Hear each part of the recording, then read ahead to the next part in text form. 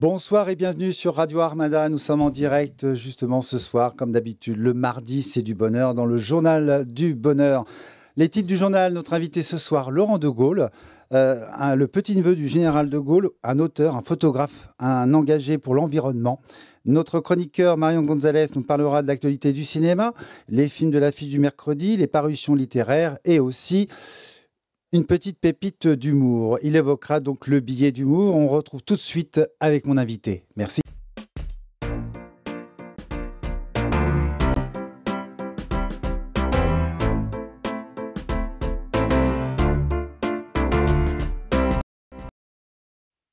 Bonsoir à tous. Bonsoir Laurent de Gaulle. Bonsoir. Très content de. Merci beaucoup d'être venu. Merci d'être là avec nous. Merci d'avoir accepté cette invitation. Comment allez-vous? Aussi bien que possible, comme beaucoup de Français en ce moment. Oui. La période n'est pas simple.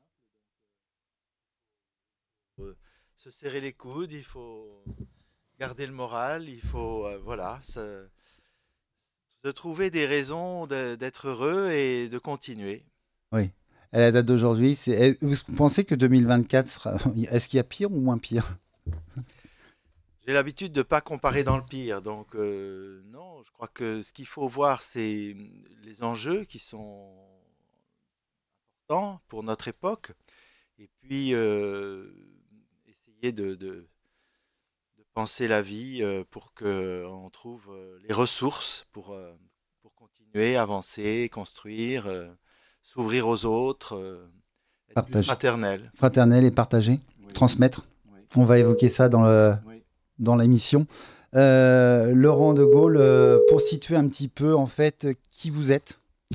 Donc en fait votre arrière-grand-père, grand-père Henri de Gaulle, Oui. voilà, a eu des enfants, dont Charles de Gaulle, Jacques de Gaulle, qui a eu un enfant qui s'appelle Bernard de Gaulle, qui est votre père, tout simplement. Ça y est, l'arbre. Et en fait, d'un côté, il y a les peupliers, c'est une forêt avec un grand chêne. Est-ce que c'est ça? Un petit peu, oui. Disons, mes arrière-grands-parents ont eu effectivement 5 enfants et Charles était le troisième et mon grand-père le quatrième, voilà, sur les 5. Et vous êtes Moi, je suis le dernier des saints. le plus jeune des enfants du deuxième fils de mes grands-parents. Quelle belle histoire. Oui. Alors, on va commencer. Vous êtes de Valmondois, dans le Val d'Oise. Vos racines maternelles depuis 1838. Quel souvenir gardez-vous de cette enfance et de cette maison familiale que vous avez repris à la date d'aujourd'hui? C'est le souvenir d'un lieu d'effervescence culturelle, amicale, familiale, bien sûr. Donc, un lieu où chacun peut s'exprimer, un lieu où il y a un mélange d'harmonie des bâtiments, d'harmonie des salons intérieurs et d'harmonie du jardin. Et puis, dans un village qui est aussi un lieu de partage, de fraternité, avec d'autres familles, d'autres amis qui perpétuent des liens anciens et le même amour d'une façon de vivre en fait, le même amour de, comment dirais-je, oui, d'une façon de prendre la vie qui est de célébrer la beauté, célébrer l'art, célébrer l'harmonie entre les êtres, quelles que soient leurs origines, quelles que soient l'évolution. Et c'est ça que nous essayons de perpétuer voilà, dans ce lieu familial où effectivement ma mère est née, mais où aussi mes parents se sont mariés. Et le général de Gaulle est venu puisqu'il était témoin au mariage. Témoin de mariage de vos parents. Voilà. Et donc c'est très important en fait parce que c'est bien sûr une partie des racines, mais c'est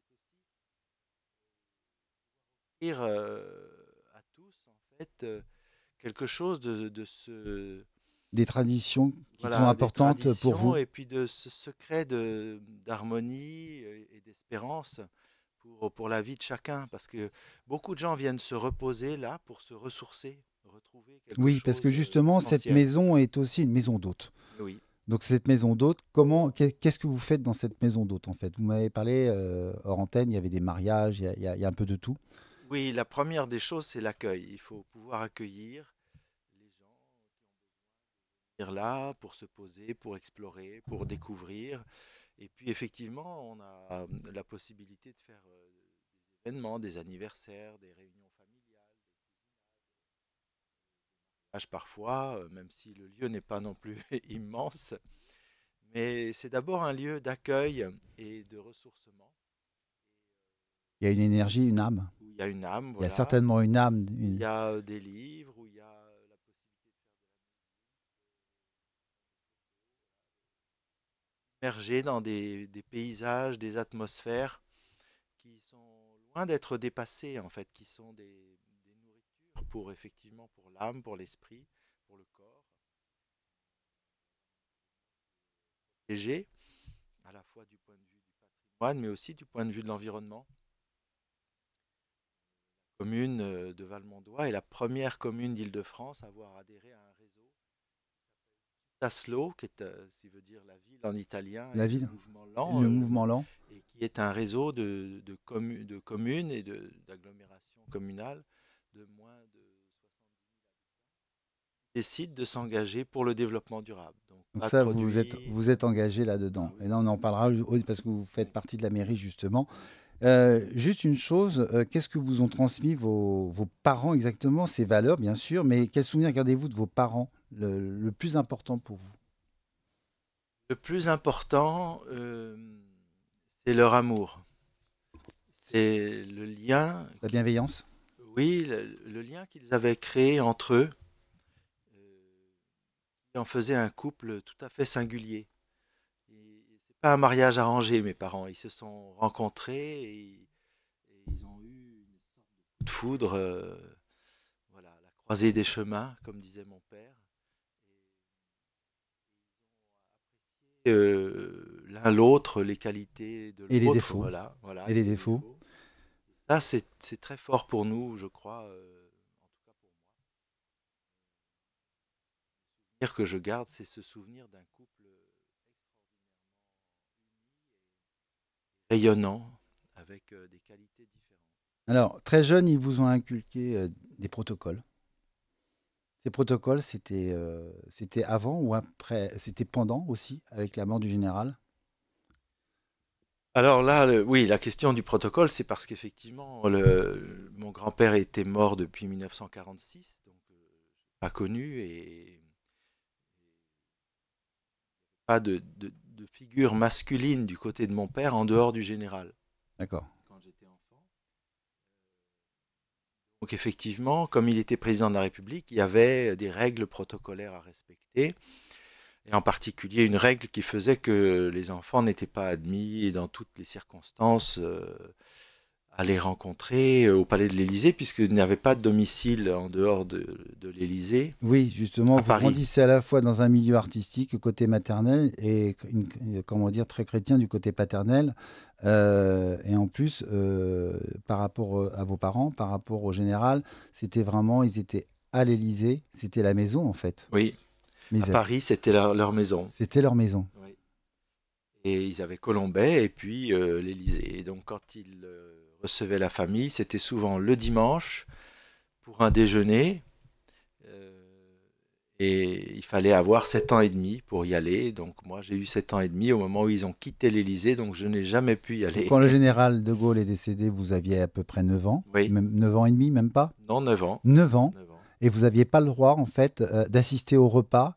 Vous étiez bien à l'écart, comme beaucoup de familles, en fait, à n'importe quel, comment dire que ça peut, dans n'importe quel milieu, en fait, souvent, c'était vraiment, les enfants étaient à part. Mais en l'occurrence, là, je parlais de l'Élysée, c'était une question d'âge. Il fallait vraiment passer un cap, parce que mes frères et sœurs sont allés à l'Élysée aux Oui, repas familiaux et aux réunions de cousins.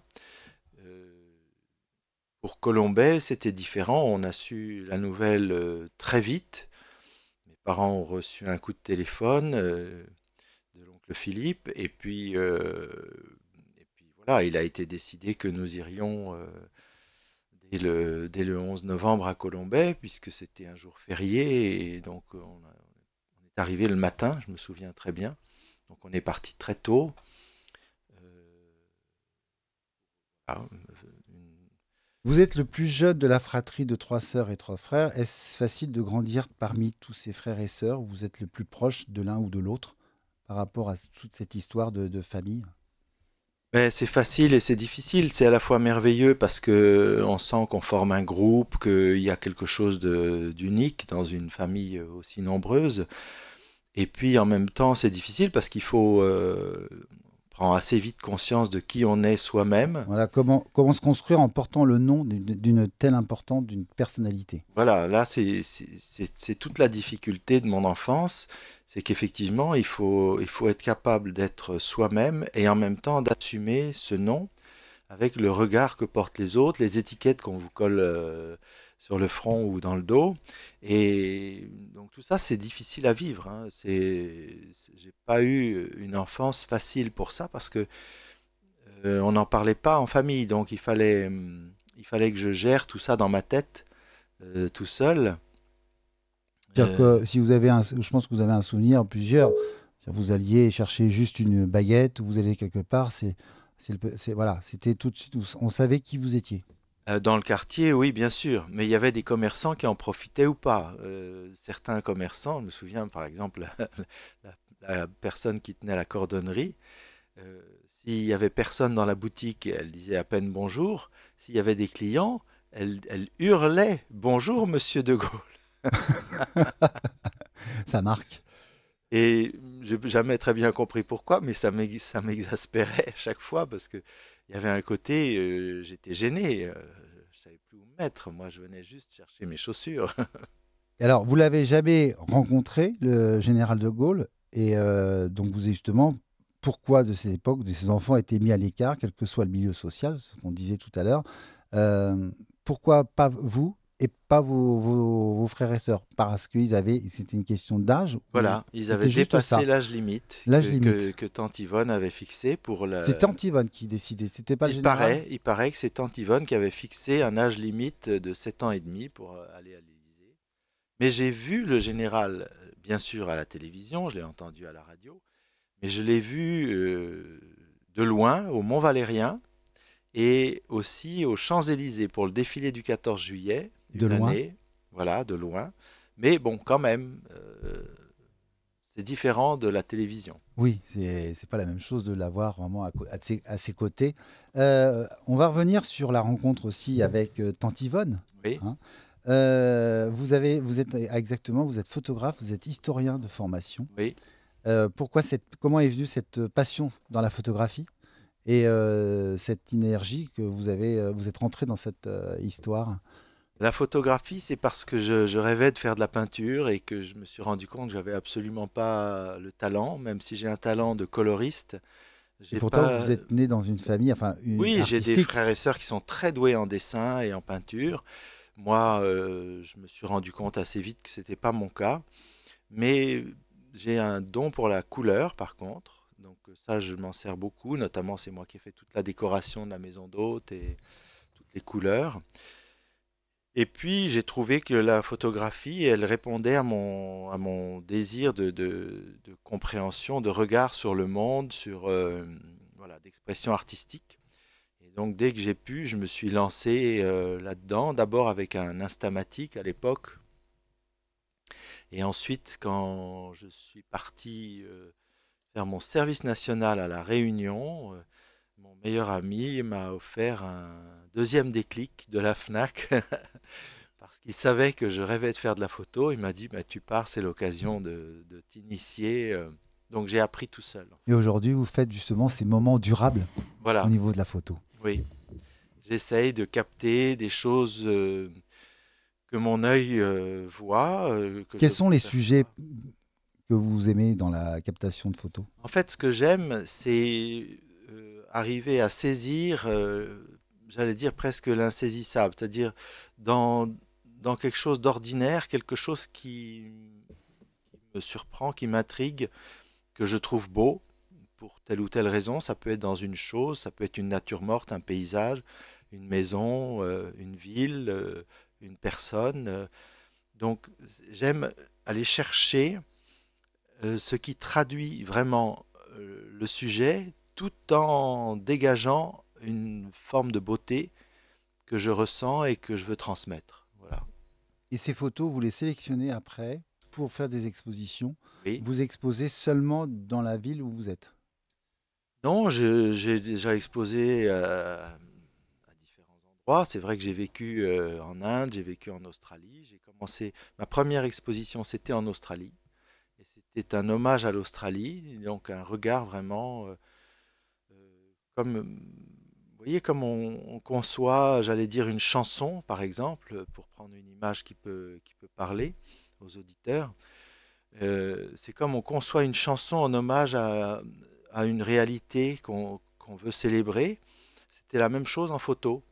Et à travers cette exposition, j'ai pu toucher le cœur des Australiens parce qu'ils se sont rendus compte que Vous aviez touché voilà, le cœur, j'avais compris, j'avais transmis perçu des choses qui la, eux leur parlaient. la vraie histoire en fait de Voilà. l'Australie. Et j'ai fait la même chose pour des villes. Par exemple, Pontoise m'avait commandé pour les journées du patrimoine un portrait de la ville, patrimoine naturel, patrimoine culturel.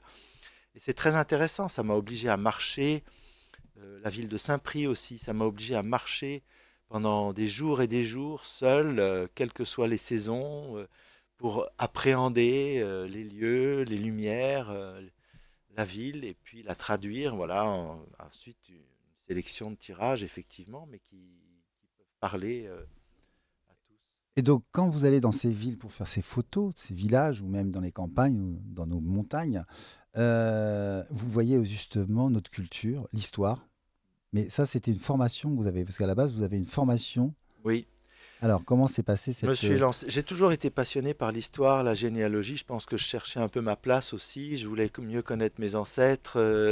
Voilà, c'était Oui, vous compliqué avez d'être à la commencé par fois. l'histoire de la famille de Gaulle, bien Voilà, j'ai sûr, commencé par une approche vraiment spécifique. le plus possible, aller rencontrer tous les témoins, les faire parler sur l'histoire de la famille, à la fois de Gaulle et puis Geoffroy de Chaume, donc du côté de ma mère, qui est une famille d'artistes depuis 5 générations, et pour essayer de me situer aussi, de mieux comprendre, voilà, un petit peu mes racines. Et puis ça s'est traduit par un vrai goût pour l'histoire que j'ai développé à l'école, où mes professeurs me disaient allez-y parce que vous êtes fait pour ça, voilà. Et j'aime aussi les énigmes, donc l'histoire c'est toujours un peu une énigme, Oui. donc on va chercher, c'est très intéressant. Après j'ai fait des études d'histoire à la Sorbonne parce que ça me passionnait. J'étais passionné par deux périodes différentes, le Moyen Âge et puis la période contemporaine. Deux mondes différents. Deux mondes complètement différents.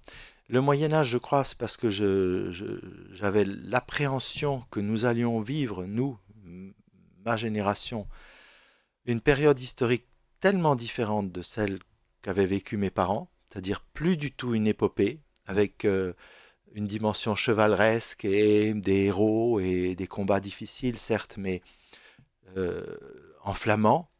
Mais nous allions vivre au contraire un temps long, un temps difficile, un temps d'épreuve dans la longueur, dans la durée, avec cette dimension du rapport à l'environnement, soi-disant le temps qui s'accélère, alors qu'en réalité, on voit bien que c'est pas vrai. C'est-à-dire qu'il y a une illusion d'accélération avec toutes sortes d'outils, mais la nature humaine, elle est la même, et la nature, elle est la même.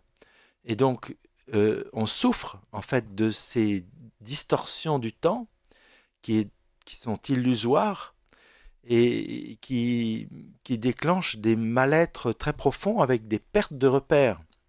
Puisqu'on n'a plus les idéologies, on n'a plus vraiment de repères religieux ou que sais-je, de repères spirituels. Donc les gens sont livrés à eux-mêmes. Il n'y a plus tellement de repères familiaux non plus. Donc en fait, on se trouve On est en comme plein dedans, là. des individus Totalement. séparés qui sont victimes de groupes armés plus ou moins bienveillants ou malveillants, qui vont attaquer les uns ou les autres, avec des frontières totalement perméables partout. Les grandes invasions, c'est le Moyen Âge. Tout à fait. Et puis des gens perdus, des gens qui ont besoin qu'on leur montre des raisons d'espérer, et puis de retrouver des repères pour savoir qui ils sont, pouvoir s'aimer comme ils sont, et du coup pouvoir mieux aimer les autres. À une époque, il y avait des repères. Aujourd'hui, il n'y a plus du tout de repères ou il y en a encore un peu? Il y en a encore, mais Vous les trouvez? il faut les trouver et puis il faut provoquer le regard des gens pour leur faire réaliser qu'il y en a. Et en fait, je me rends compte que les gens qui ont une popularité aujourd'hui sont des gens qui font ce rôle d'aiguillon. C'est-à-dire qu'ils sont capables de nous montrer. Vous voyez, j'ai vu l'autre jour Omar Sy, il vient de sortir un livre Tout à avec fait. une personne. Bon, il, il- il est un aiguillon sur des repères. Il expliquait, c'était dans une émission de télévision, je crois, qu'il fallait faire groupe. Alors c'est son vocabulaire, Oui, mais c'est très intéressant parce il redessine la nation. Il redessine ce qui fait qu'on se sent partie d'un ensemble qui a une géographie, qui a une histoire, et même si elle est complexe, même si heureusement elle est traversée par des apports extérieurs qui l'enrichissent, et que ce groupe, voilà, il faut des gens pour dire, mais regardez, on forme un groupe, on est capable de s'émerveiller des mêmes choses, on est capable de s'enthousiasmer des mêmes choses, on est capable de s'entraider quand c'est nécessaire, un peu comme faisait l'abbé Pierre quand il appelait les gens à aujourd'hui, il un y a plus de sursaut. personnalité. Aussi, il y a des personnalités, en fait, comme des personnes comme j'ai eu Eva Darlan qui se bat, qui transmet pour Oui, avoir des vraies valeurs. Vous, Laurent de Gaulle, comme bien d'autres aussi, on les a. Alors, les gens, leur repère, c'est ça, c'est une personnalité qui peut les défendre, qui peut les orienter. la personnalité, elle est là pour aiguiller, comme je disais tout à l'heure, c'est-à-dire montrer, mettre le faisceau lumineux là où il y a un espoir qui se lève. Mais en fait, c'est là. Tout le problème, c'est quand une eau est polluée, on a l'impression qu'on ne voit rien et qu'on ne pourra pas y vivre. Voilà. Mais si on laisse la pollution redescendre, si on laisse tous ceux qui polluent notre quotidien là où ils sont, et qu'on fait ressortir le reste, on s'aperçoit qu'on a des raisons de vivre, des raisons d'espérer, des raisons Des raisons d'être. d'être. Voilà. Et justement, on va revenir sur Tante Yvonne. Par contre, vous avez eu la chance de côtoyer Yvonne, son épouse au général de Gaulle. Justement, elle transmettait. Oui, bien Elle sûr. avait des valeurs. Cette femme présente derrière le grand Charles, elle Mm. était très présente. Pendant près de 50 ans, elle a subi sans rechigner. Elle a eu des influenceurs dans ses affaires politiques. Quel a été son dévouement indispensable au général pour vous? Dévouement total, influenceur, non, c'est plutôt elle qui influençait Oui, de temps pardon. en temps le Oui, oui. général, effectivement. Elle disait Elle a elle influencé le donnait général. son point de vue. Elle a donné son point Mais de en vue. fait, vous savez, dans la famille de Gaulle, j'ai appris ça par la sœur aînée du général et de mon grand-père, qui s'appelait Marie-Agnès Caillot. Il y avait depuis plusieurs générations un matriarcat. Oui. C'est-à-dire qu'en fait, la place de la femme chez les de Gaulle a toujours été très mise en valeur, beaucoup plus que la place des hommes.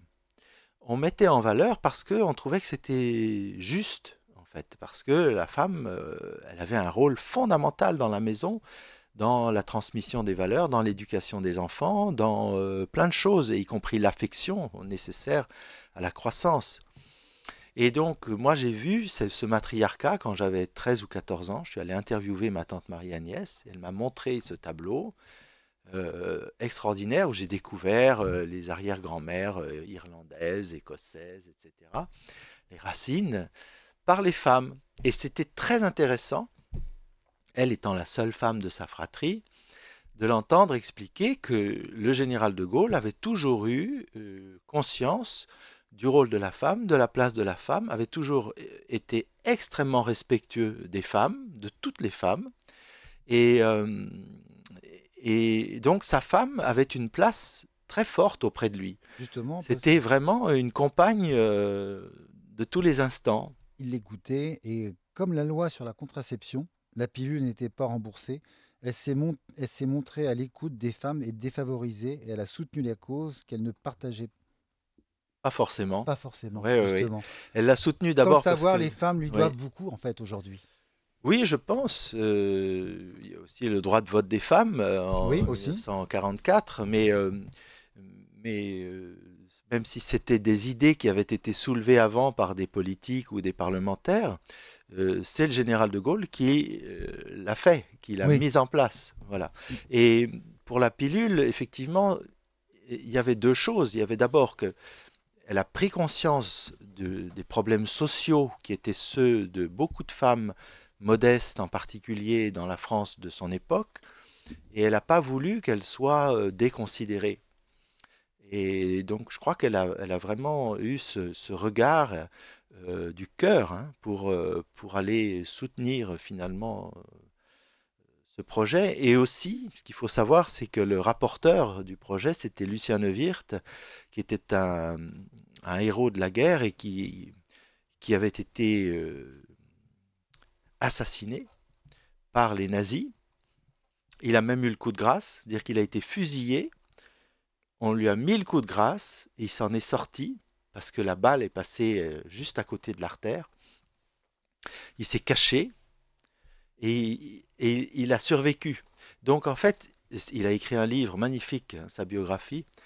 Lucien Neuwirth a été celui qui a défendu ce projet. Et ça aussi, ça a compté beaucoup pour Yvonne et pour Charles de Gaulle parce que, en tant que parlementaire, ce héros de la résistance qui a survécu à la mort, venir défendre ce projet de loi, c'était pas anodin. c'est pas anodin. Et il y avait de l'appui. Est-ce qu'il y avait beaucoup plus d'appui avant que maintenant?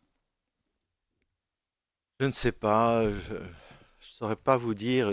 La comparaison est difficile. C'est On difficile, vit dans une autre époque, une je autre trouve. époque. Les repères sont plus du tout les mêmes. Aujourd'hui, malheureusement, on a une vision un peu caricaturale de l'époque du général de Gaulle parce que on lui a collé tellement d'étiquettes sur le dos, on l'a tellement habillé dans son costume de militaire rigoureux et distant qu'on ne voit plus l'homme qu'il était.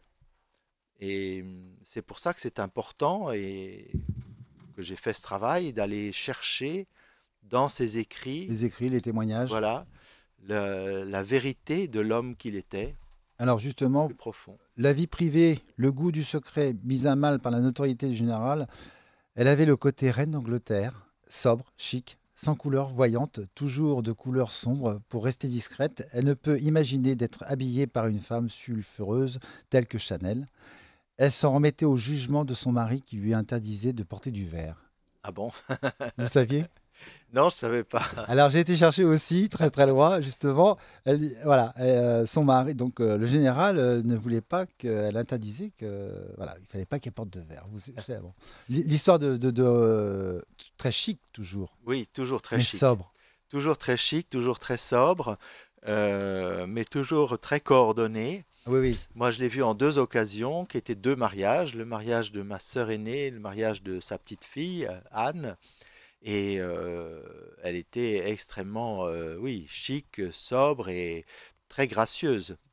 Elle savait s'habiller. elle savait s'habiller. C'est pour Oui. ça que je disais ce côté reine d'Angleterre à la fois, sauf que la reine d'Angleterre, elle se mettait en couleur parce qu'il fallait qu'on la Ah, elle voie. pouvait mettre du vert Mais elle pétard, pouvait- du jaune, du jaune pinson, Alors, pétillant. à la mort du général, pour garder le secret de leur vie commune, elle a brûlé des lettres, des objets, soi-disant.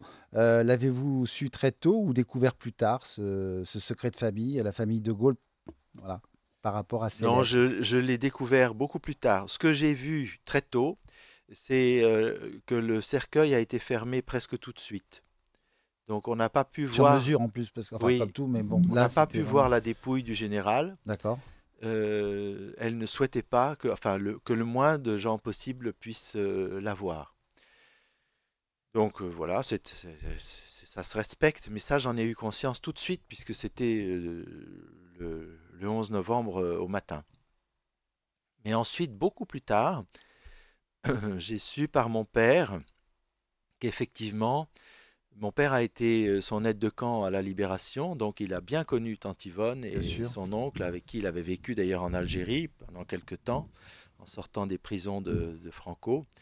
Et il m'a dit qu'effectivement, Tante Yvonne était totalement contre comment dirais-je, les souvenirs, les gadgets, Elle a donc voilà. vraiment brûlé ou elle a jeté, enfin elle a vraiment Je éliminé. pense qu'elle a, voilà, elle a supprimé d'une façon ou d'une autre, je ne sais pas laquelle, tout ce qui pourrait faire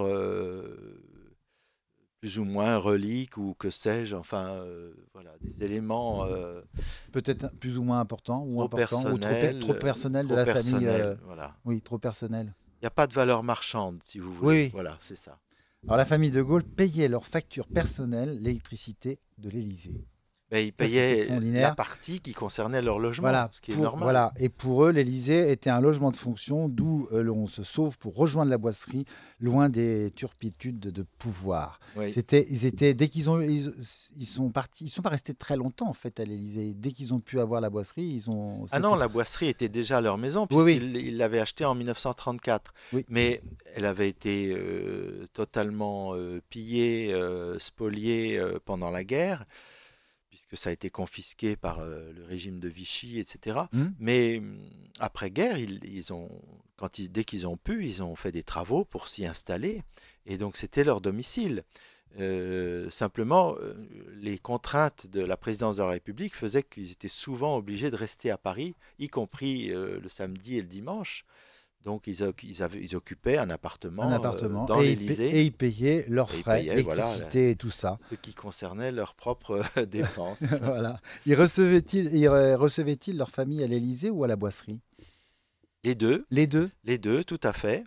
Ma grand-mère a fait plusieurs séjours à la Boisserie. Mon oncle François, qui était prêtre, missionnaire d'Afrique, quand il était en France, il était toujours invité à la Boisserie, où il allait passer quelques jours. Voilà. C'était l'occasion de se voir tranquillement, de faire des grandes marches dans la campagne, dans la forêt. Et l'Élysée, c'était plus pour des réunions de cousins, de neveux et nièces parisiens avec voilà, les contraintes de déplacement pour éviter à tout le monde le trajet de Colombey. Mais Colombey, la famille y allait pour faire des petits séjours, mais c'était en général une ou deux personnes, pas Oui. tellement plus. Mais et le meilleur souvenir que vos parents vous ont dit par rapport à l'Élysée, ils vous ont transmis. Les meilleurs souvenirs, c'est l'affection de donc le Charles et tante Yvonne pour chacun. Chacun. C'est Ils n'oubliaient vraiment personne. ce qui m'a été transmis, c'est ça. Il n'oubliait personne, il était au courant de l'actualité de chacun, il connaissait, mes frères et sœurs m'ont dit, il m'accueillait, il connaissait mon prénom, il savait dans quelle classe j'étais, il me posait des questions sur le programme. Vous voyez, c'est quand même extraordinaire, mais il avait une mémoire phénoménale, Phénoménal. qu'il avait énormément travaillé depuis tout jeune et qu'il a travaillé toute sa vie. Donc évidemment, il y avait une proximité avec chacun. C'était pas du tout bonjour le petit bonhomme, Oui, qui c'est celui-là. oui, Vous oui. voyez, comme les autres disaient, celui c'est quel numéro. Lui, c'était bonjour Rémi, bonjour Hélène, bonjour Cécile, bonjour Oui, oui, Grégoire. ils connaissaient tout Voilà, il par cœur connaissait sur les les doigts d'une. prénoms de chacun et là où ils en étaient. Alors justement, le côté chrétien du général apparaît à la Fondation pour les jeunes femmes handicapées suite à la disparition de leur fille Anne. Ce sont les droits d'auteur qui financent cette fondation. Oui, Comment s'est fait cette... Parce que ça a été très dur pour le général avec la disparition de leur fille Anne. oui.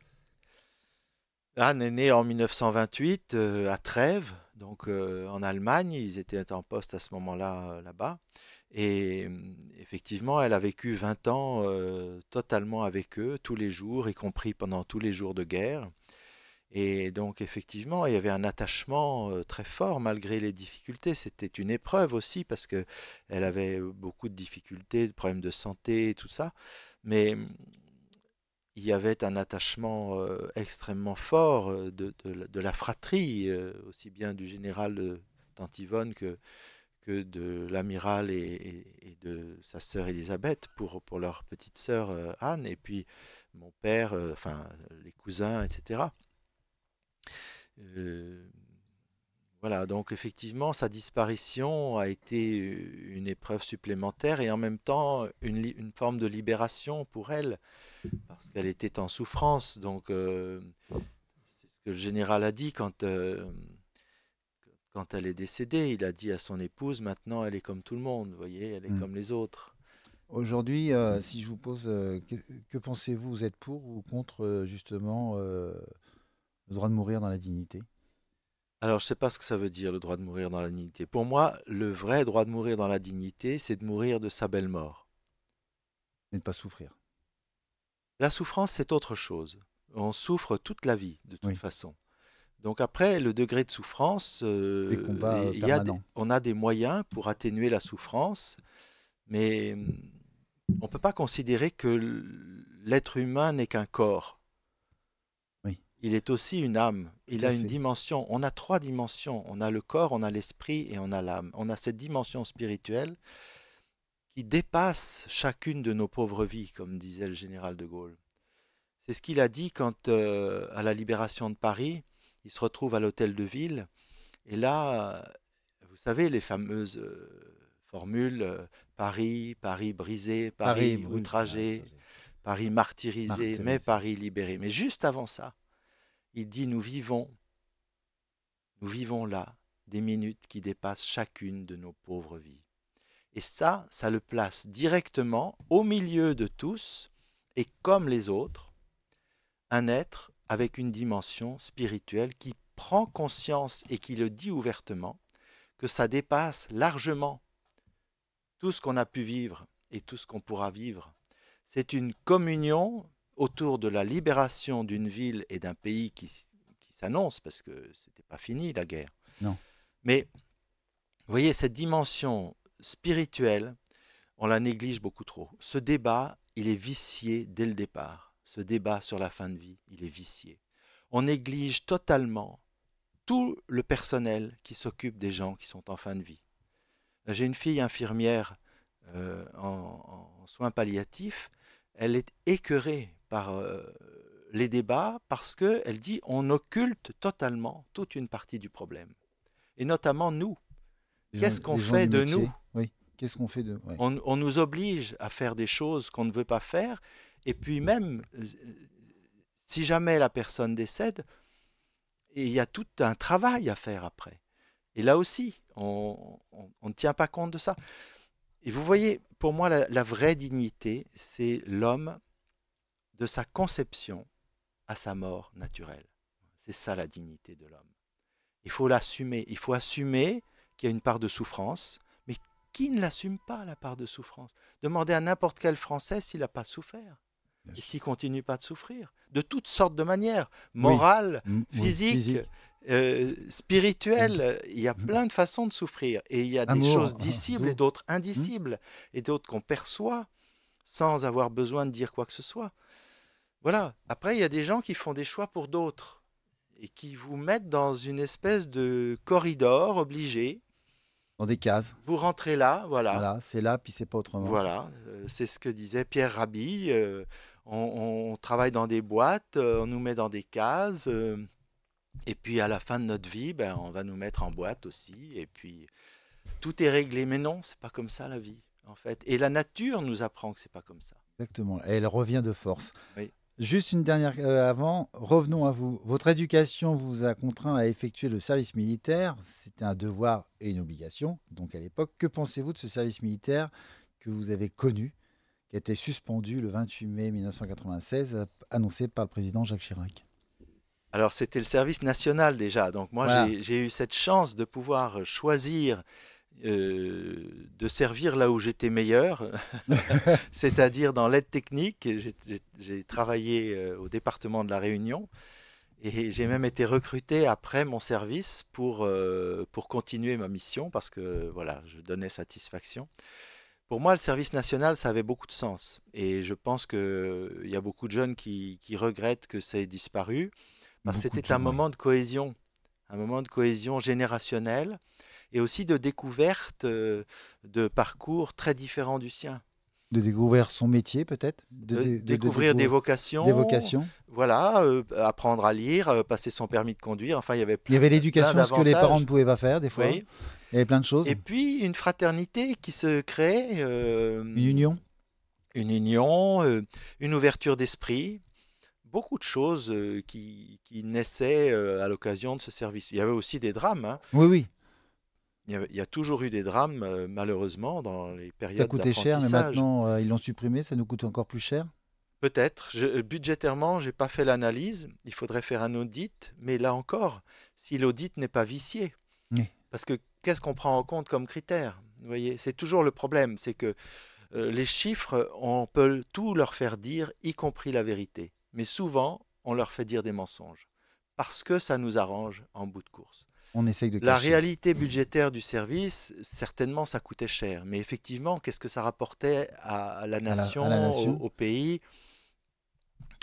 Peut-être aurait-il fallu envisager, là c'est quelque chose qui me vient à l'esprit maintenant, un service national, mais au niveau européen, par exemple, Oui. pour faire exister davantage la connaissance des États européens les uns avec les autres, pour créer des solidarités avec des jeunesses européennes, pour apprendre une langue, pour voilà, développer des capacités qu'on n'a pas développées depuis qu'on a lancé l'Europe. Il y a très très peu de choses de ce point de vue-là, du point de vue Bah, culturel, de l'ouverture sur les langues.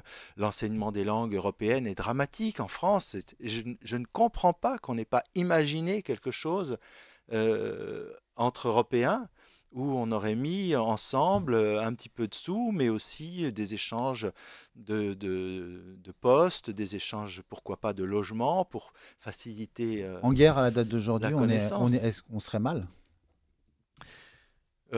Probablement, on a une armée professionnelle, donc ça, je lui tire mon chapeau. L'armée française est certainement exemplaire à beaucoup d'égards. Oui, Mais qu'est-ce que la guerre aujourd'hui? Quelle figure pourrait-elle prendre? Il me semble que notre monde est en guerre depuis longtemps. depuis longtemps, oui. Et la guerre, la première, c'est la guerre des matières premières, la guerre de l'eau, la guerre du climat, la guerre, voilà, toutes ces guerres-là. Et puis il y a la guerre effectivement morale, c'est-à-dire quelle capacité morale avons-nous? Euh, Parfois, on a l'impression de vivre les années 20-30, je parle du siècle dernier, Oui, où il y avait un affaissement moral avec une énorme corruption, avec des scandales financiers, des scandales économiques et comment dirais-je, et dans le domaine des entreprises. Et on revit ces choses-là depuis des années et ça nous afflige terriblement. Ça nous porte un coup parce qu'on est dans une société où tout le monde n'a pas de travail, où tout le monde n'a pas de logement. Et en plus, ceux qui ont travail, logement et fortune se comportent comme des voyous. Donc ça va pas, quoi. Heureusement, il y a des gens qui se comportent bien, mais vous voyez, donc à la date c'est d'aujourd'hui, on tout déplace un ces... peu le problème. Oui, On se libère, on redonne la parole à l'autre, on se déplace, voilà. Et puis comme ça, on a fait, mais on n'a pas fait, on n'a rien fait, mais on essaye de faire. oui. On va dire En tout ça. cas, ce qu'il faut, voilà, arriver à exprimer ce qui nous tient à cœur. Et vous voyez, on est en campagne électorale pour les élections européennes. Européenne, oui, Et le 9 moi, juin. j'ai posé la question récemment sur un réseau social. J'ai dit, mais quelle Europe voulons-nous ensemble? Parce que j'attends qu'on nous parle de l'Europe qu'ils vont vouloir faire.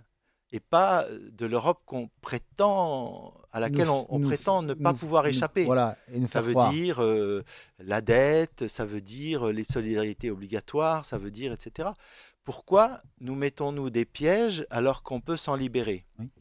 Et la première délibération, c'est exprimer une volonté, exprimer une idée forte, exprimer des convictions, et puis les traduire ensuite en actes. Mais si c'est simplement reconduire des gens qui vont faire un travail parlementaire admirable d'ailleurs, parce qu'il y en a qui se donnent vraiment beaucoup de mal, et puis soutenir une bureaucratie pléthorique et contrastée, ça fait rêver personne. Or, l'Europe, il faut qu'elle fasse Il rêver faut pour faire qu'elle rêver les gens, suscite l'adhésion des gens et pour qu'elle même pour les suscite jeunes d'aujourd'hui.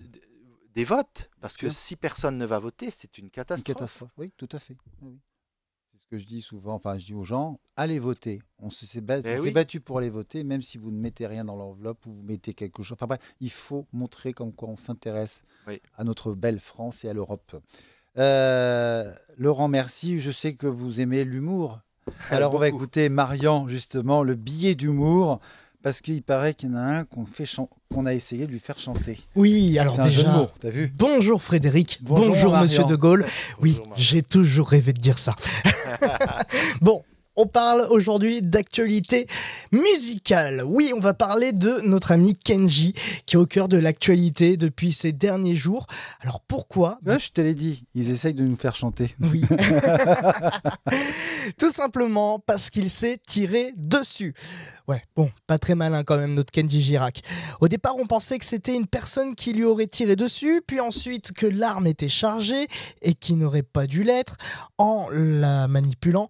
Puis ensuite, on a découvert qu'il voulait tout simplement faire semblant de se suicider pour faire peur à sa femme. Ouais, bon, bah pas très malin quand même, hein, je le conçois. Bon, perso, si je veux faire peur à quelqu'un, je me cache et je crie « Bouh !» Oui, en sautant sur la personne. Bon, chacun a ses petits délires hein, pour faire peur aux gens. Bon, jamais, en tout cas, pour ma part, je ne simulerai un suicide. Bon, enfin, peut-être que c'est quelque chose qu'on fait régulièrement dans le milieu des stars pour se divertir. Enfin, je sais pas. Je demande hein, si jamais il y a des stars qui nous écoutent. À la suite de l'enquête, on a appris qu'il avait consommé beaucoup d'alcool et de la drogue. Bah du coup, quand on vous dit que dans les médias que vos proches vous disent de ne pas consommer de drogue et de boire de l'alcool avec modération, faites ce qu'on vous dit, car on a maintenant la preuve que ça fait des ravages. Bon, même si en soi, on le savait déjà, avec malheureusement les accidents de la route, les bagarres ou les comas éthyliques. Mais là n'est pas le sujet, juste un petit message de prévention que j'avais envie quand même de relayer. Bon, revenons à nos moutons, ou plutôt à notre Kenji. La bonne nouvelle, il est sorti d'affaire, et son état s'améliore, et ses jours ne sont plus comptés. Bon, il va finir par être increvable comme Michel Drucker, lui à force, et c'est pas possible autrement, je pense. N'empêche, c'est l'un des accidents les moins crédibles. La dernière fois, c'était quand DSK a affirmé que Nafissatou Diallo a glissé par accident sur sa tub. Bon, moi, ce sera pareil, je vais aussi donner comme autre excuse pour dire que c'était un accident, comme quoi je fais une mauvaise chronique. Non, mais sérieusement, quoi, faut pas déconner non plus, les amis. Mais enfin bon. On espère quand même qu'il se rétablit bien et qu'il soit de nouveau sur scène très prochainement. Même si en attendant, ce sont les Gypsy Kings qui prennent toute l'audience de Kenji et ils s'en font plein les poches. Bon, allez, c'est tout pour moi. Des bisous les amis. Merci Marian. Écoute, franchement, t'as fait ton petit billet d'humour. Juste une chose, bon rétablissement à notre cher Kenji parce qu'on l'aime tous et on le soutient totalement. Laurent, vous avez dû entendre justement cette histoire de Kenji. Oui. C'est quand même malheureux quand même. Oui, c'est triste, mais je pense que ça fait partie des éléments dont on parlait tout à l'heure, des problèmes de repères, des problèmes de conscience de la complexité des personnes que nous sommes, des êtres vivants, et des spirales d'exagération qui naissent partout dans le monde, comme si ça pouvait, comment dirais-je, comme si on pouvait s'affranchir en fait des contraintes qui sont liées à notre nature, tout simplement. On ne peut pas s'affranchir de nos contraintes. On peut parler liberté, on peut penser librement, et encore pas partout. Oui. Mais on ne peut pas s'affranchir de nos contraintes. Ça, chacun le sait. Les premiers qui le savent, c'est les athlètes sportifs. Ceux qui préparent les Jeux Olympiques, là, oui, ils savent bien qu'ils ont des contraintes et qu'on ne peut pas s'en affranchir. Et moi, je pense à eux parce que ce sont des modèles. Ce sont des modèles pour la jeunesse, pour tous ceux qui sont en capacité de faire ce type d'exploit. Et en plus de ça, ce sont des modèles parce qu'ils sont des inspirateurs d'élan, de gloire, pour la jeunesse à venir. Ils font rêver, mais tout le monde, toutes les générations. Toutes les générations. En fait. En tout cas, vous êtes toujours ce photographe passionné, vous exposez comme on disait tout à l'heure, vous avez votre style. Vous êtes un élu adjoint à la mairie de Valmondois, village d'art et de jardin. Vous êtes sensible aux questions de l'environnement et du développement durable. et bien-être des habitants, les visiteurs sur ce village qui vous soutient au cœur. Quels sont vos projets pour les prochains mois à venir pour cette magnifique ville valmondois? Parce que je Oh, sais que ça vous reste aimez. un petit village, Oui, 1300 habitants à peu près. Les projets, on a un gros projet qui est la restructuration de l'école pour la rendre plus agréable, pour pouvoir ouvrir une cantine sur place avec les produits du potager du terroir local, local. sans produits chimiques. Et puis pour maintenir surtout la vie dans la commune, parce qu'on a la chance d'avoir un peu plus de 120 élèves, et c'est magnifique C'est dans beau. un petit Parce qu'il y a des village. villages qui n'ont plus du tout. Et Ils sont. voilà, et ce projet, nos 3 prochaines années vont être largement occupées par ça, même si on reste très vigilant sur la rivière, les arbres, les forêts, la solidarité sociale, les liens, la communication. Mais c'est très important de maintenir un esprit aussi qui favorise l'épanouissement culturel de chacun, qui favorise les relations Sauvons humaines, les écoles. sincères. Sauvons les Voilà. écoles, c'est Et important. ouais, Et après, vous avez le 8 mai, un hommage aux combattants, 39-45. oui. Donc là, vous participez à cette commémoration. C'est un devoir de mémoire, de toute façon. Oui, et puis c'est la date aussi que nous avons choisie pour célébrer le 80e anniversaire Quatre- du débarquement Tout à fait. allié, y compris d'ailleurs avec des Français libres qui ont participé à ce débarquement. Donc on les oublie trop souvent. Et pour moi, c'est important de le célébrer parce que j'ai souvenir de ma mère qui avait juste 20 ans, qui venait de perdre son père, qui a vu arriver les Américains dans le village après la libération de Après la Paris. libération de Paris. Et donc je néglige pas en fait cette dimension, ce don de soi qu'ont fait nos alliés à nos côtés pour venir sauver la patrie et repousser l'ennemi jusque dans ses retranchements pour le faire cesser le mal, lui faire cesser tout le mal qu'il a causé. Et ça a failli très mal se passer dans le village parce que ils voulaient faire comme à Oradour-sur-Glane, donc Tout ils à avaient fait. enfermé toute la population dans l'église dans les derniers jours d'août 44. Hein. On parle d'Oradour, mais il y a d'autres villages comme ça qui ont été très marqués. Mais, Peut-être pas autant qu'Oradour, mais oui, qui ont failli. mais là ça a failli, c'est vraiment, ça a tenu à un miracle Ouais. qu'ils aient pu échapper à l'incendie criminel. Parce que brusquement, les nazis qui voulaient faire ça, finalement, ont décidé de partir. Alors, tout le monde était dans l'église, mais ils n'ont pas mis le feu. Ils n'ont pas mis le feu. En tout, qu'est-ce que vous aurez, enfin, qu'est-ce que vous pourriez dire aux jeunes d'aujourd'hui de tout ça? Qu'est-ce que vous leur transmettrez aujourd'hui?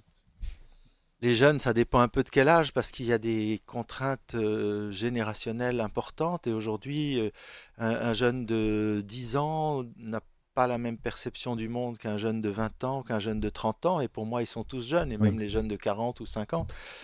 Là, ce que je leur dis, c'est d'abord se penser eux-mêmes.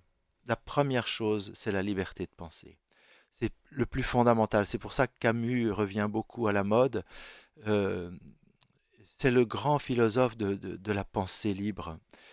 Peut-être avec Malraux qui met en avant justement cette dimension incroyablement puissante. plus Quand il, forte. quand il écrit c'est pas pour mourir que je pense à ma mort, c'est pour vivre. Et vous voyez, on rejoint là le débat sur la fin de vie et tout ça. La mort est un appel à la vie, en fait. Et les gens qui vont mourir, ils sont porteurs de messages plus puissants que n'importe quel vivant.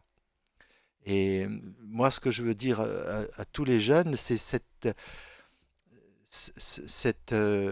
prenez conscience de qui vous êtes dans votre être Qu'est-ce que profond. vous devez faire sur cette terre? Et après, ça viendra tout seul. Mais qui je suis profondément en tant qu'être physique, comment je suis, quelles sont mes capacités, mes défauts, en tant qu'être spirituel et en tant qu'âme, en tant que dimension qui nous dépasse, qui est celle que les Indiens reconnaissent en premier chez les êtres humains, en faisant le salut Tout à namasté, fait. en joignant les deux mains, qui montrent que nous formons une unité Et pour saluer, mon âme salue ton âme. C'est la première chose qu'on reconnaît dans un être humain. Et c'est ce qui nous différencie du reste du vivant. Donc, prendre conscience de ça, ensuite, ça appelle à une exigence. Voilà. Qu'est-ce que je veux faire de ma vie par rapport à ce que je suis? Quelles sont mes capacités, mes défauts, mes handicaps, mes problèmes? Et comment je peux contribuer, du coup, à faire du monde un lieu, le plus beau lieu. Si je vous dis, pour comprendre l'avenir, il faut connaître l'histoire. Bien sûr, c'est fondamental. C'est fondamental. Alors justement, vous écrivez La vie sous le regard de Dieu, la foi du général de Gaulle, édition du Toucan. La foi de la guider côté chrétien, le côté positif pour encourager et soutenir. Page 23, vous en parlez, vous parlez du combat stérile, des énergies perdues pour les causes ou des faits qui ne valent pas la peine. Il faut lutter pour du positif, des causes nobles et garder cette énergie. Oui, c'est très fondamental. Vous parliez de l'histoire, je prends cette comparaison, c'est sur la mémoire qu'on fonde l'espérance. Et ça, c'est très très important. On ne construit pas une espérance sans mémoire. Et donc, voilà, se souvenir de ça, se souvenir qu'effectivement, il y a une dimension de nous qui nous échappe, mais qui nous relie aux autres, et qui nous relie à un au-delà, qui nous parle régulièrement. Même si et ça rejoint un petit peu, puisque vous n'avez pas connu le général, Oui. mais en fait, c'est aller vers lui, là. C'est aller vers lui parce que c'est lui qui est venu vers moi par des intuitions d'abord, des intuitions nocturnes en particulier, extrêmement puissantes, qui m'ont appelé à m'interroger sur cette dimension-là.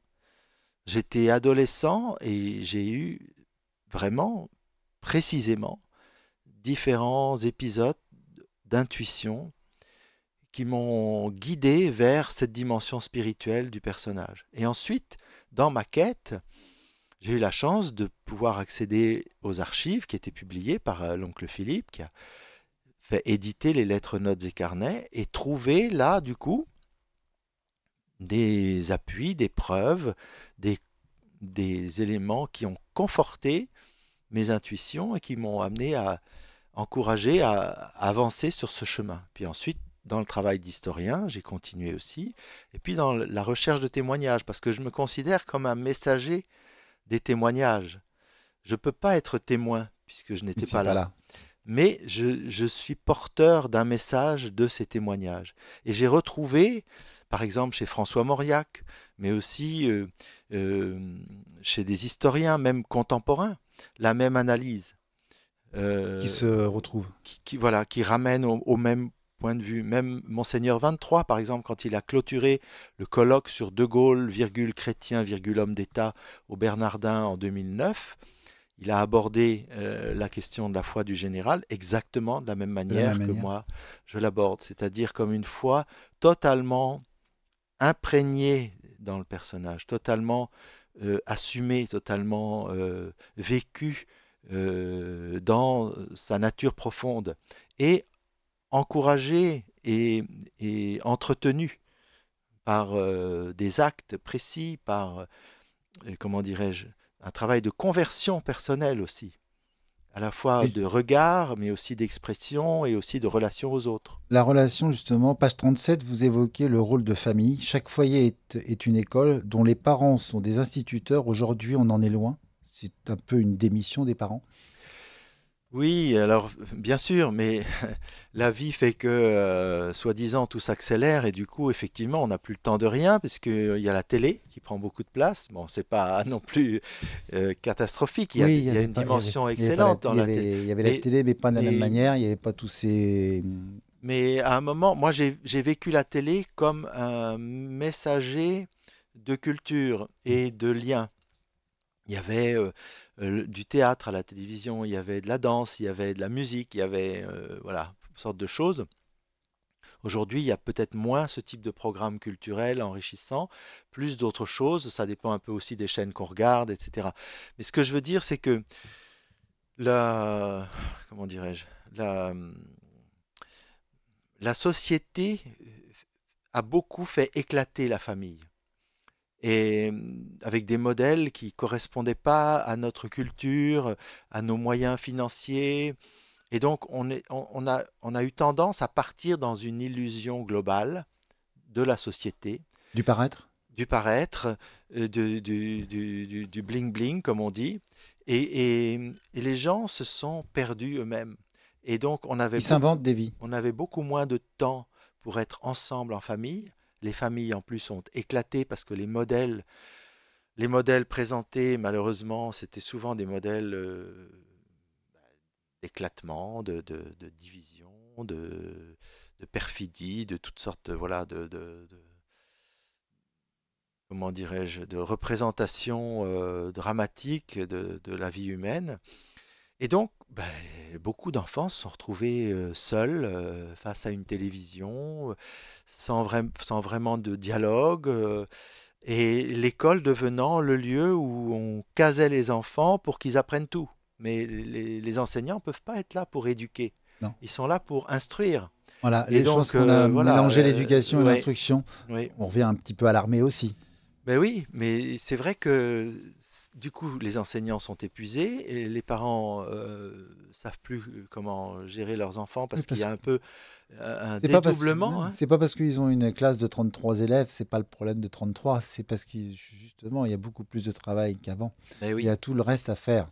Et justement, page 55, que oui, j'ai beaucoup aimé, vous citez une phrase de Paul Verlaine. Allez, rien n'est le meilleur à l'âme que de faire une âme moins triste. oui. C'est tellement important. Verlaine était un poète que Charles de Gaulle aimait beaucoup. C'est pour ça que j'ai choisi Oui, les je me doute qu'il y citations. avait votre Et, amour avec et, Verlaine et aussi avec le général. et c'est cette recherche de l'espérance, cette recherche constamment du positif. Et ça aussi, c'est présent chez le général dans ses discours, dans son comportement même vis-à-vis des gens. Même à la libération, il fait tout pour que l'épuration soit la plus brève possible et la plus juste possible et qu'on ne s'attarde pas dans à ressasser le passé, à remettre tout le temps, comment dirais-je, les gens dans... Ce qui est fait est fait. Voilà, on va pas vivre Faut pas vivre dans le passé. dans le passé ni en remuant ce qui nous a salis, ce qui nous a affligés. Il faut sortir, il faut chercher des raisons de vivre et d'espérer, de croître, de travailler ensemble, etc. Ben justement, en résumé, ce livre retrace le parcours d'un combat Oui, pour la grandeur de la France, son unité et son bonheur. Page 177, il se montre défenseur des libertés, très croyant, pratiquant. Il était ami des autres religions. oui, Il était un serviteur de la France. oui. Profondément ami des autres religions, respectueux de tous, y compris des non-croyants, bien sûr, notamment Malraux. Mais par exemple, pendant la guerre, il envoyait des messages aux musulmans pour l'Aïd ou pour des grandes fêtes importantes. Voilà, il s'est montré toujours attentif à toutes les religions, que ce soit les juifs, les chrétiens, les musulmans, mais aussi les hindous quand il a reçu le pandit Nehru. J'ai vu un article aussi sur Yvonne, elle n'était pas pour spécialement les homosexuels, Oui, mais elle les défendait. c'est probable. Voilà, C'est j'ai eu probable. un texte et une lettre, je trouvais ça très très... Parce qu'elle savait mieux que tout le monde que c'est pas quelque chose qu'on choisit et donc voilà, voilà. c'est ça, voilà, pour l'ouverture d'esprit quand même à l'époque. Le 14 septembre 1958, il a même reçu à la Boisserie le chancelier allemand, Oui, Adenauer. Il était pour la réconciliation, toujours de ce côté chrétien à la fois. oui. Vous savez, il est allé à Trèves en 1948, je crois, c'est-à-dire 20 ans, enfin juste après la mort de Anne et Après, 20 ans après sa ouais. naissance, et seulement à peine 3 ans après la fin de la guerre. Et à Trèves, il a déclaré aux Allemands, la France n'est pas ici pour prendre, mais pour faire renaître et pour que vous renaissiez avec elle. Et ça, vous voyez, c'est le début de la réconciliation. C'est-à-dire se dire, on va passer à autre chose. Pardonnez. On va faire renaître. Faire renaître, c'est-à-dire sur une forêt brûlée, on va replanter les arbres. Sur la cathédrale Notre-Dame, on va reconstruire. On va reconstruire. Sur, etc. Et c'est cette même dimension-là qu'il faut mettre en avant. Et voilà, il n'aurait pas pu avoir cela sans la foi, parce que, il l'a dit au chancelier Adenauer quand ils ont célébré ensemble la réconciliation en 62, après l'avoir reçu, lui avoir fait faire le tour des provinces françaises, après lui-même être allé du côté allemand Oui. aussi, ils ont été à Reims, et là, il y a eu une messe solennelle dans la cathédrale de Reims, là où les rois de France étaient sacrés, pour demander à Dieu, justement, de sceller cette réconciliation. Je crois qu'il y a même dans la cathédrale de Reims une réplique ou une lettre du général Oui. dans l'église, hein, si je ne Oui, me trompe oui, pas. oui, oui. Voilà. Il y a une Donc, plaque, bien sûr. il y a même une plaque, voilà, Oui, je oui. me souviens. Alors, avant d'évoquer l'actualité du cinéma avec Marian, Laurent, vous avez vu certains films retraçant la famille générale de Gaulle. L'appel du 18 juin avec Michel Villemose, Oui, Le Grand Charles avec Bernard Farcy, oui. Adieu de Gaulle avec Pierre Vernier et plus récemment De Gaulle avec Lambert Wilson. Parmi lesquels celui qui vous a plus marqué? Eh bien, Farcy est excellent parce qu'il n'a pas cherché à singer. Il a incarné De Il a Gaulle. incarné. Et donc, c'était incroyable. Ça a été vraiment un choc pour moi.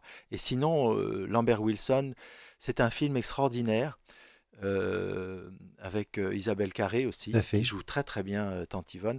C'est extraordinaire parce que là aussi, ils n'ont pas cherché à singer, mais surtout, c'est très court comme période. Hein. C'est vraiment entre le 17 juin et le 25 juin 40. Quoi. Oui, oui.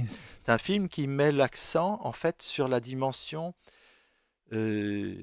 privée, intime et aussi Les combats. folle Folle. de la prise de décision, de j'assume la résistance française. Et c'est extraordinaire parce que c'est tout à coup, c'est l'être humain profond. Et j'ai trouvé ça très original et très émouvant. Et comme ma cousine Anne, d'ailleurs, la petite fille du général, j'ai beaucoup aimé en fait. Qu'est-ce que ça fait de voir sa famille à travers un film? Enfin, des films, parce qu'il y en a eu On est plusieurs. Des habitué, films. le général et Tante Yvonne, on est habitué parce qu'on les a beaucoup vus à la télévision, dans les films d'archives. Moi, j'ai beaucoup travaillé sur les archives, donc j'ai vu énormément de films d'archives. On est habitué. Après, la fiction, ce qui compte, c'est qu'elle soit pas caricaturale. C'est ça le plus important. Et quand on se rend compte qu'il y a des gens qui ont compris qui ils étaient vraiment et qui ne cherchent pas À faire une caricature. voilà, à faire une caricature, Parce à que c'est vrai que singer. quand on voit Bernard Farcy ou Lambert Wilson, Oui. ils avaient vraiment. Ils sont rentrés- eux-mêmes. Ils sont eux-mêmes, ils Ils sont sont rentrés dans eux-mêmes, le mais ils sont personnage. rentrés dans quelque chose qui force le respect. Et ça, c'est le travail du comédien.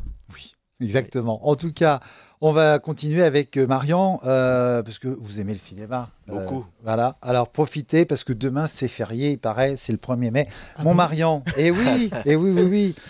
Il y en Ça a qui dépend travaillent pour qui. aussi, donc pour ceux qui travaillent, merci à ceux, les aides-soignants, tout ça. Je remercie toutes ces personnes. Il y a plein de gens qui travaillent la nuit, le jour. Et Marian, justement, tu vas nous faire découvrir l'actualité du cinéma, parce que c'est tous les mercredis. Mercredi, donc dès demain au ciné, on retrouve un film très touchant, rempli de rire et de larmes. Un petit truc en plus de Et avec Artus. C'est l'histoire d'un père et d'un fils qui sont en cavale et qui essayent d'échapper aux policiers. Alors ils sont donc à la recherche d'un refuge et ils tombent sur une colonie de vacances pour jeunes adultes en situation de handicap. Et il se faut donc passer pour le père comme donc éducateur spécialisé et le fils comme pensionnaire.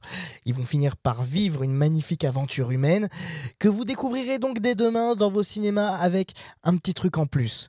Pour le prochain film, on va retrouver Ryan Gosling et Emily Blunt dans The Fall Guy, un film d'action qui parle de la vie d'un cascadeur qui va devoir retrouver une star de cinéma en faisant des cascades. Eh ouais, c'était pas du tout prévu ça. Bon, vous en voulez plus ? Allez au cinéma dès demain voir The Fall Guy. Pour la semaine prochaine, la saga culte La planète des singes revient en force et fait son grand retour, avec en effet plusieurs générations après le règne du mythique César. Les singes ont définitivement donc pris le pouvoir et nous ont réduits en esclavage et nous sommes donc en retrait dans la nature, nous les humains, et nous revenons à l'état sauvage. Bon, l'histoire serait tranquille si ça s'arrêtait juste là. Bon, du moins, je relativise bien sûr. Mais sachez qu'un nouveau chef tyrannique construit un nouvel empire et forcément, ça va causer quelques problèmes pour nous, les humains. Heureusement, quelques singes sont de notre côté. Bon, La planète des singes, le nouveau royaume, ça sort mercredi 8 mai dans vos salles obscures. Et pour la famille, j'ai un super film pour vous qui sort également la semaine prochaine. Blue et compagnie. Vous vous souvenez de vos amis imaginaires de quand vous étiez enfant, hein ? Oui, totalement. Alors là, Ah bah oui. si tu savais, je ne me suis pas arrêté au pays de Candy. Bon bah il faut forcément leur retrouver des nouveaux enfants. Blue et compagnie, c'est mercredi de la semaine prochaine sur vos écrans. Et pour terminer, on va direction les Jeux Olympiques. Alors attention, ce sera pas vraiment ceux que l'on s'imagine qui vont arriver d'ici 2 mois. Même si bon, en soi, peut-être qu'ils le seront. Parce que oui, en effet, dans ce film, après 10 jours de compétition, les Jeux sont un vrai fiasco pour la délégation française. Est-ce que ce serait pas une petite amorce de ce qui va se passer dans 2 mois ? Bon, on est tellement nuls qu'on n'arrive pas à avoir de médaille. Du coup, il nous reste un seul et unique espoir pour avoir the médaille. Il s'appelle Paul, il est champion du monde de tir et il est athlète. Mais il y a un hic, forcément. Il est un peu trop immature et pas très fut-fut. Vous voulez savoir si on va réussir à gagner une médaille ? Rendez-vous dans 2 mois. Non, je rigole. Rendez-vous mercredi prochain au cinéma pour voir l'Esprit Coubertin. Eh bien, écoute, merci beaucoup. Et oui, parce que demain, c'est le 1er mai. Après, c'est le mercredi prochain, le 8 mai. Donc, Que de jours fériés. Que des jours fériés. Le mois de mai est rempli de bonheur. Et puis, il y a une chose, c'est que les Jeux Olympiques arrivent à grands pas. Donc Oui. ça va être très sportif. En tout cas, ça, on en reparlera dans une autre émission. Laurent, voilà l'actu du cinéma. Connaissez-vous la Société pour l'encouragement au bien fondé de 1862 par Honoré Arnould ? Non. Pas du tout. Elle comprend le comité de la Flamme sous l'Arc de Triomphe, la Fédération nationale d'André Maginot, Mémoire et Solidarité, l'Association des anciens combattants et résistants du ministère de l'Intérieur, le président de la Société d'encouragement au bien, le président du gouvernement André Magnot et monsieur Thierry Couraud, que je salue, qui aurait dû venir aujourd'hui, malheureusement, des impératifs. Cette association ranime la flamme sous l'Arc de Triomphe, justement en mémoire du soldat inconnu, Oui. la première fois le 11 novembre 1923 par André Maginot, ministre de la Guerre. Donc je croyais que vous avez jamais assisté à cet événement, vous avez entendu parler bien sûr de cette flamme. Oui, j'ai assisté une fois. Oui, tout à fait. Non, c'est très beau, oui, c'est un magnifique symbole. C'est effectivement le témoignage de la reconnaissance des vivants pour les morts. Et puis les morts qui se sont sacrifiés et de quelle façon. C'est un soldat inconnu de la Première Guerre mondiale qui était une boucherie épouvantable. Et donc c'est exceptionnel. Malheureusement, elle n'a pas empêché la deuxième et Non. elle n'empêche pas les suivantes. Mais c'est ainsi. J'ai eu la chance de le faire dernièrement, puisque en fait, Henri Guibert avait reçu Oui. la médaille, la cravate et tout. Donc c'est un moment magnifique à vivre. Ah oui, oui, magnifique, c'est très, magnifique. très beau. Allez, côté littérature, on va écouter une personnalité que j'aime beaucoup, qui est une auteure normande. Sur les pas de Napoléon en Normandie, écoutons Nathalie Salmon. Eh bien, bonsoir Frédéric et bonsoir à Laurent de Gaulle, que j'espère avoir le grand plaisir de rencontrer à nouveau sur un salon du livre. Me concernant, ce soir, je vais vous parler d'un grand homme, puisque nous sommes dans l'émission des grands hommes, Napoléon Ier. Napoléon en Normandie et Guillaume et Napoléon les Conquérants, ce sont les titres des 2 ouvrages que j'ai consacrés jusqu'alors, un troisième et sur le gaz, à cet homme assez fascinant qu'est Napoléon Ier. Alors, étant normande, j'ai évidemment, vous avez compris mon axe, voulu explorer la relation entre Napoléon Bonaparte et la région Normandie. Il y a des quantités de choses à découvrir, des choses en relation, en perspective avec la grande histoire napoléonienne, et puis des choses plus intimes, plus familières aux Normands, qui sont par exemple ses visites à Rouen, à Elbeuf, au Havre, évidemment à Cherbourg. Il a fait 3 voyages en Normandie, 1802, 1810, 1811. C'est sa seconde épouse qui va inaugurer la rade de Cherbourg en 1813. Et puis évidemment, en 1840, c'est la remontée de ses cendres le long de la Seine jusqu'aux Invalides. Et ce retour des cendres en 1840 consacre la légende napoléonienne, surtout à Rouen. Voilà, alors je ne vais pas tout évidemment révéler dans ce petit mot, mais je vais me poser la question que Frédéric ne manquerait pas de me poser. Pourquoi ? Pourquoi s'intéresser à Napoléon ? Eh bien, la réponse, elle est simple. Nous avons à Rouen une statue de Napoléon dont je me suis toujours demandé ce qu'elle faisait chez nous. Et puis, de recherche en recherche, eh bien, j'ai fini par m'intéresser de beaucoup plus près à l'épopée napoléonienne en Normandie. C'est un siècle très, très compliqué. Nous sommes à l'aube du 19e siècle, on succède à 10 ans de révolution et Napoléon doit remettre la France à plat. Alors il y a plein de choses. Les témoignages de ses contemporains, ses valets de chambre, sa belle-fille la reine Hortense, la presse évidemment qui est très friande, les salonnières, les dames du palais de l'impératrice. On a plein de petites choses dans les archives d'époque. Alors il faut savoir y fouiner, ce que j'ai fait avec un bonheur inégalé, pour en sortir des anecdotes intimes, familières, brillantes, cocasses. Voilà, il y a un petit peu de tout. Mais j'espère avoir le plaisir de vous présenter tout cela en détail une prochaine fois. Merci à Frédéric pour son accueil, merci à la radio Armada, et puis à très bientôt. Merci beaucoup Nathalie Salmon. En tout cas, j'adore cette femme parce qu'elle est vraiment rentrée dans l'histoire de Napoléon. Donc Guillaume et Napoléon, les conquérants, édition chronique et historique. Mes amitiés à son mari aussi, qui est écrivain. Alors, quand les politiques nous faisaient rire, de Jean-Louis Debré, je pense que ça, c'est à mourir de rire aussi. Et je remercie Jean-Louis Debré, que vous connaissez bien aussi. Il vous a connu très jeune aussi. Oui, on s'est connus, j'avais à peine 18 ans. Oui. Donc, belle histoire aussi, une belle rencontre aussi. Belle rencontre. Donc, quand les politiques nous faisaient rire, de Jean-Louis Debré. Le chat et le renard, président et Premier ministre, 2 ou 3 choses que je sais, de Patrice Duhamel, aux éditions L'Observatoire. Très très bon livre aussi. Et La vie sous le regard de Dieu, la foi du général de Gaulle, de Laurent de Gaulle, aux éditions Toucan. Ne le loupez pas, il est magnifique.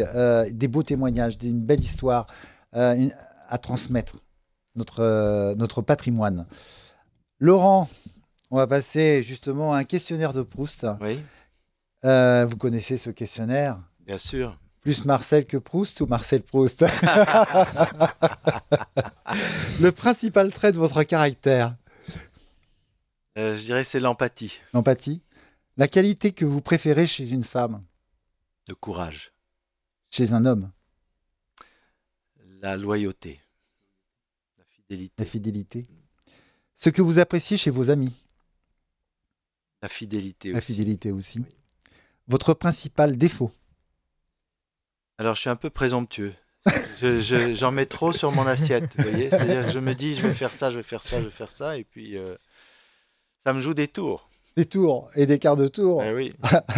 Allons-y gaiement. Donc, votre occupation préférée ? Eh bien, ça mélange. J'aime beaucoup la photographie, mais De temps en temps, il faut j'aime bien lire. le jardin. Le jardin, mais la musique. Enfin, Tout ça, c'est des choses qui toutes vous les évadent. expressions artistiques, en fait. Ouais. Votre couleur préférée ? J'allais dire le vert. Je Le crois vert. que c'est le vert, oui. C'est le vert. Votre auteur préféré ? Alors là aussi, il y aurait... Parce que moi, j'ai du mal à avoir un préféré, vous voyez. Ah, vous pouvez aller. Il avez le droit. y a forcément plusieurs. Oui. Il y a un mélange. Il peut y avoir Christian Bobin, mais aussi Victor Hugo, Rimbaud, Romain Gary. Il y en a tellement qui ont écrit des belles choses. le Clésio, vous voyez. Oui. C'est-à-dire, je suis sensible à la qualité d'écriture, mais aussi, Au jeu de mots? euh, non, Non? plus à la La qualité qualité. d'écriture. C'est-à-dire qu'il y a une dimension d'orfèvrerie un peu, vous voyez, Oui, ça un devient travail artistique. sublime, Un voilà, travail ça devient artistique, comme une sublime, chanson. on perçoit toutes les nuances, on perçoit comme un joyau, Oui. une phrase ou un ensemble de phrases ou même un récit qui est complètement bouleversant. Et puis, je suis sensible aussi aux émotions qui sont traduites et aussi au contenu, c'est-à-dire que Ils diffusent ce qu'ils veulent dire. moi, voilà, je suis moins sensible à une littérature fleuve un peu, vous voyez, Oui, qui coule de source. ou avec trop de descriptions. Il y a des gens qui aiment Aller à beaucoup les l'essentiel, mais descriptions. avec les mots. Voilà. Quand elles sont sublimes, c'est extraordinaire, hein, mais Alors justement, quel est votre poète préféré? ah, c'est